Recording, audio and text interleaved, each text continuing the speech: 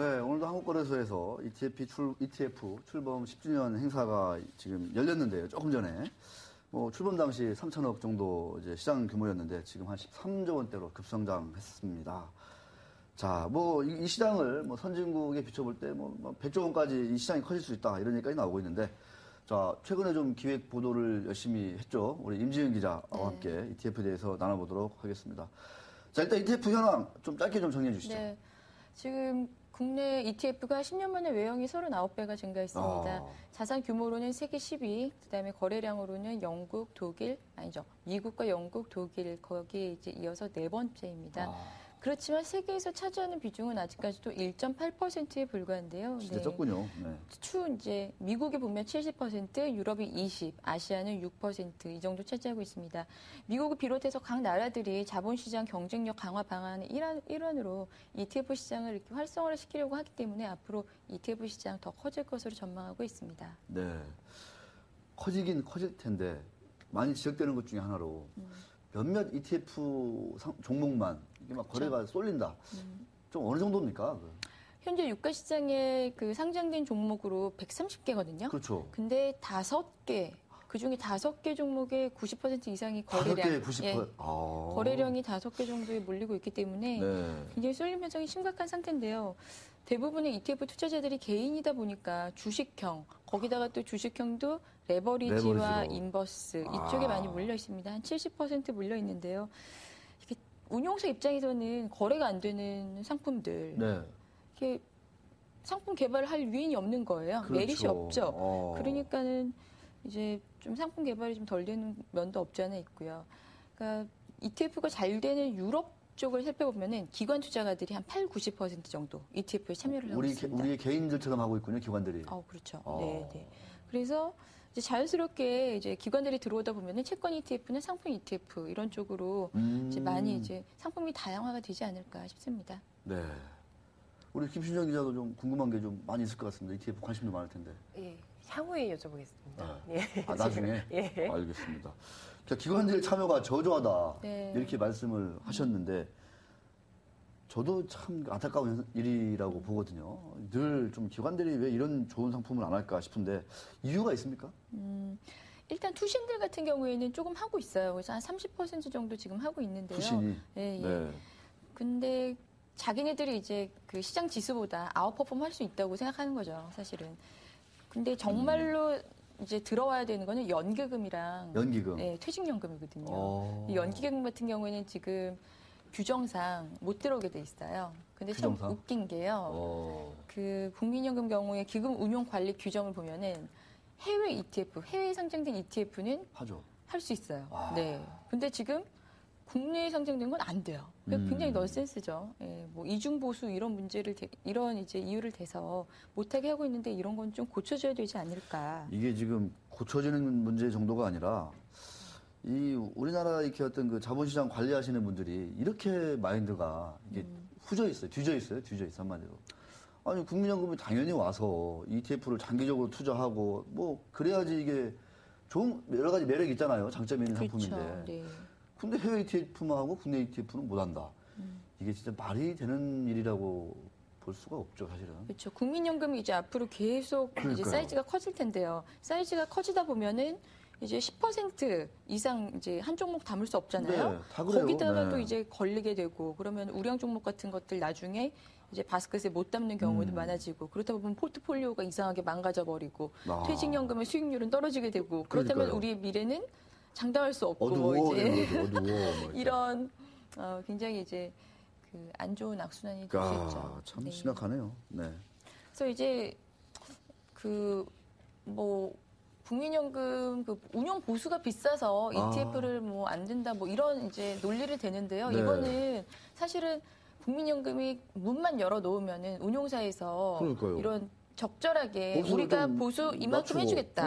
충분히 가능한 거거든요. 그러니까요. 당연하죠. 그렇게 생각합니다. 네. 그렇다면 퇴직연금 같은 경우는 이번에 규정을 바꿔서 ETF 투자를 가능하게 했다는데 좀 자세한 설명 좀 해주세요.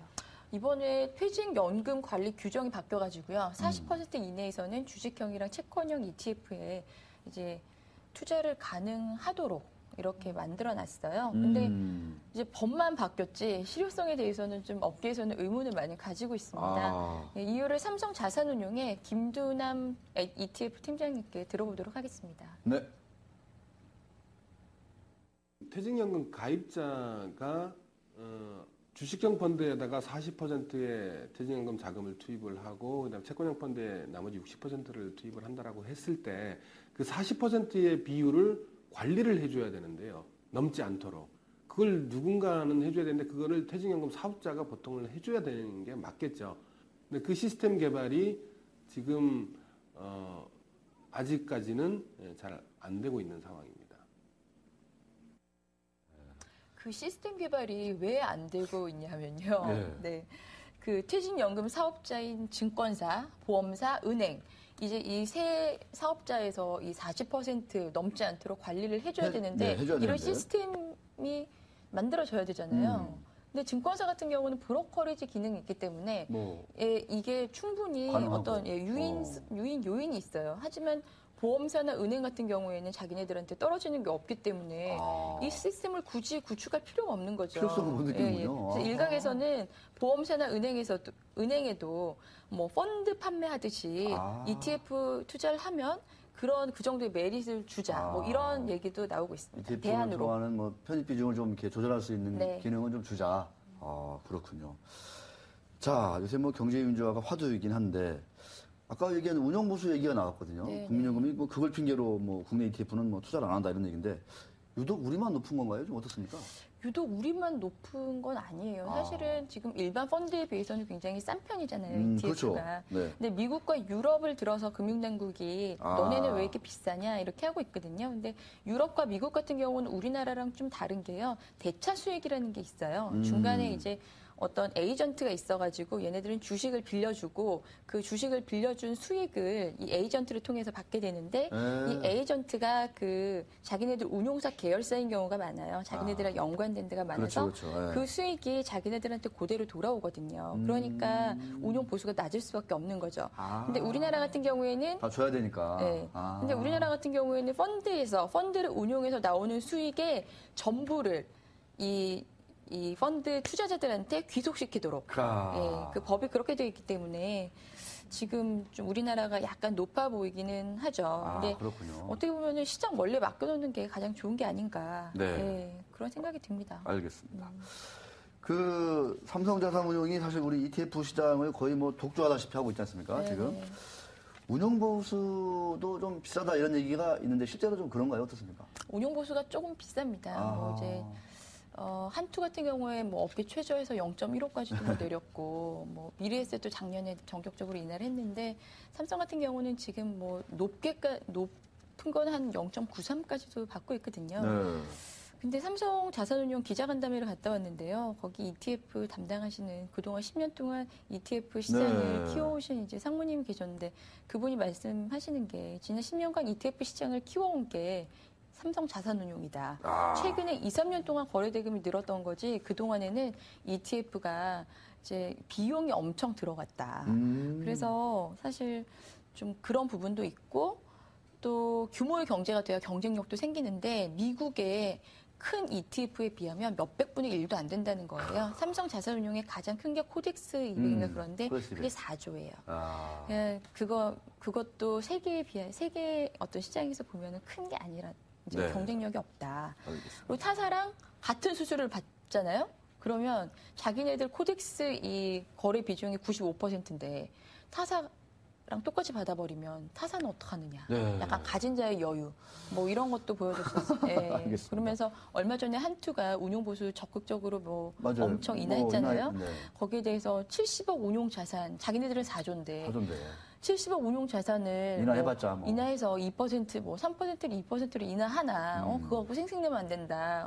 유동성이 떨어지기 때문에 안 된다. 뭐 이렇게 약간 좀 비꼬 왔습니다. 설왕설래도가 있군요. 네. 자, 주식형 아까 임지은 기자가 얘기했듯이 뭐 레버리지 ETF하고 인버스 ETF 이런 데 이제 몰리는 것도 문제가 아닌가 이런 생각이 드는데 사실 뭐 업계에서는 새로운 상품도 많이 출시하고 있다. 이렇게 좀 긍정적인 반가운 소식도 들리고 있습니다. 임지은 기자 오늘 저 ETF 너무너무 잘 들었습니다. 네. 김수정 기자 교육주 준비하셔서 고생하셨습니다. 네. 감사합니다. 고맙습니다. 주말 잘 보내시고요. 네, 성투하십시오. 수고하셨습니다.